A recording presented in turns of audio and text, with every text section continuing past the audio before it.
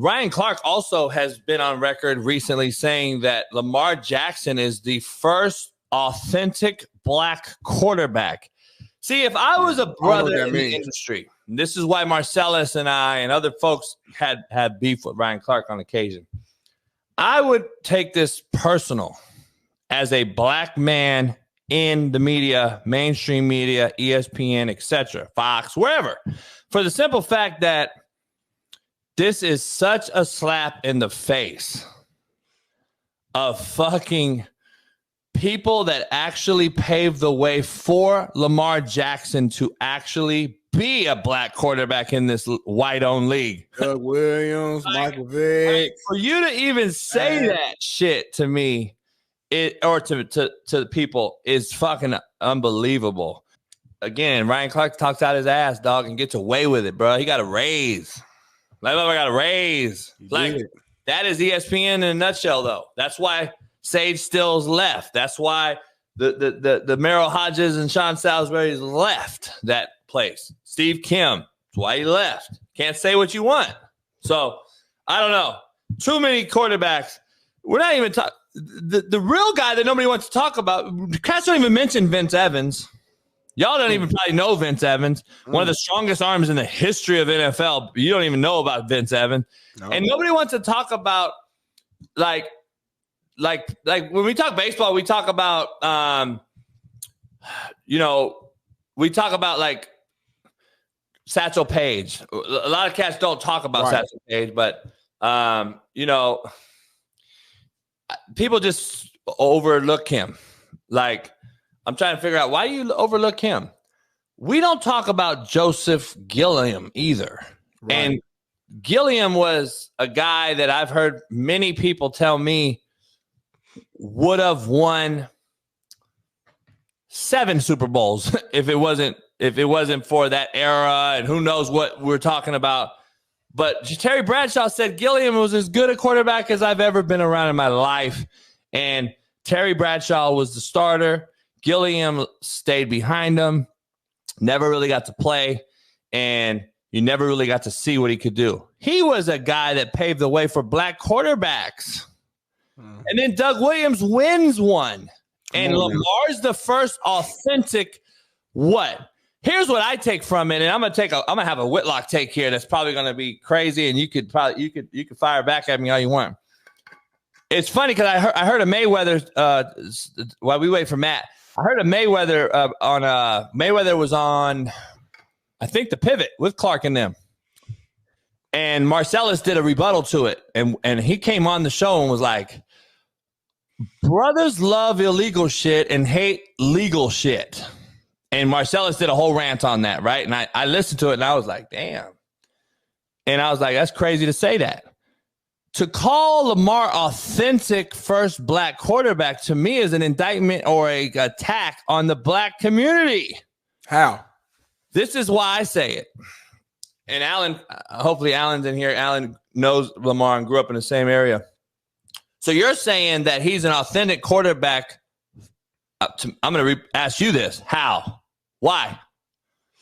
Well, first of all, I don't agree that he's the first authentic quarterback, but I do think Lamar is authentic because I know. I'm saying, why is Ryan Clark calling him an authentic quarterback? I guess is my question to you, because that is not known yet. We don't know why you're saying he's authentic. I'm saying, if you're going to say he's authentic because of what? It's a stereotypical approach to what everyone out there with my skin tone is going to say. They're going to say you're calling him authentic because what? He got gold fronts, talks like he talks like he rap, all the shit he does. Now you're saying he's really ratchet. Y'all say hood black cat. See, that's what people don't want to talk about. People ain't going to want to bring that shit up. I think it's a slap in the face. I'd be like, hell no. If you know Lamar, Garrick McGee's going to come on the show eventually. You tell you, the motherfucker, one of the greatest character kids you've ever going to be fucking come across. Yeah. But now Ryan Clark saying he's the first authentic black quarterback. Why? Why is he the first authentic black quarterback? Like, It makes zero sense to me. To me, it's a stereotypical approach, which is also a black eye in the community. That's for me saying it, growing up in it.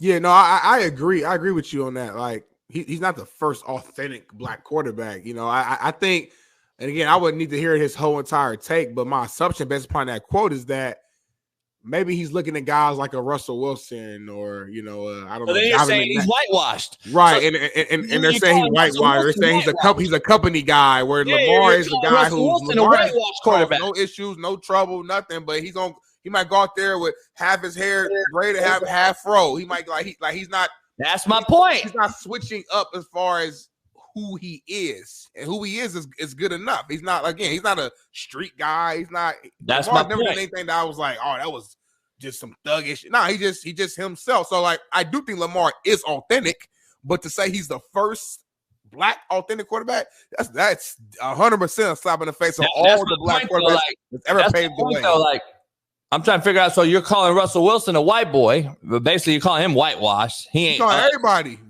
That's a shot at Vic. No, but I'm just saying. Young, Donovan McNabb, Steve McNair. Yeah, but cats ain't gonna say that. Like, you know, they're gonna see. This is the cool part. Let's bring Matt in. Matt, welcome back in. 60 Academy. Go on, join. Check it out. 0 to 60 Pod on TikTok, Twitter, Instagram, and right here on YouTube every day, 10 a.m.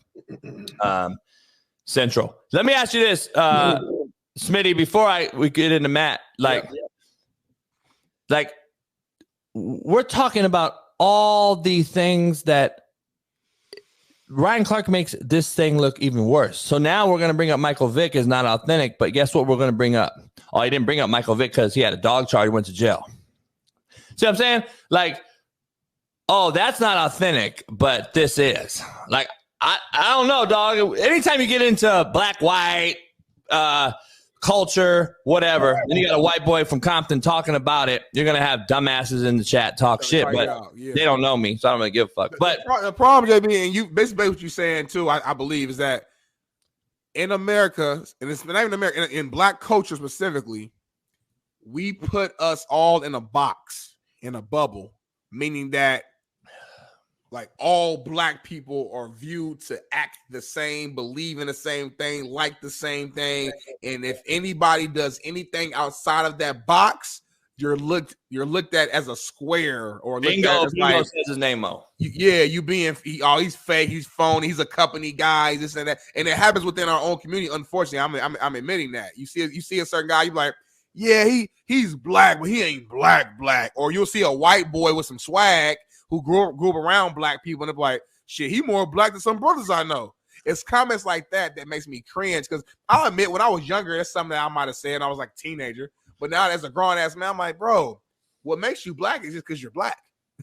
Point blank, period. Now, how I act and where I'm from, and everybody has different stories and how they're raised. You might have a guy who is a black man who grew up in a good area and grew up with money and grew up around white folks, and maybe he talks a little differently, but that's his experience, and that's okay.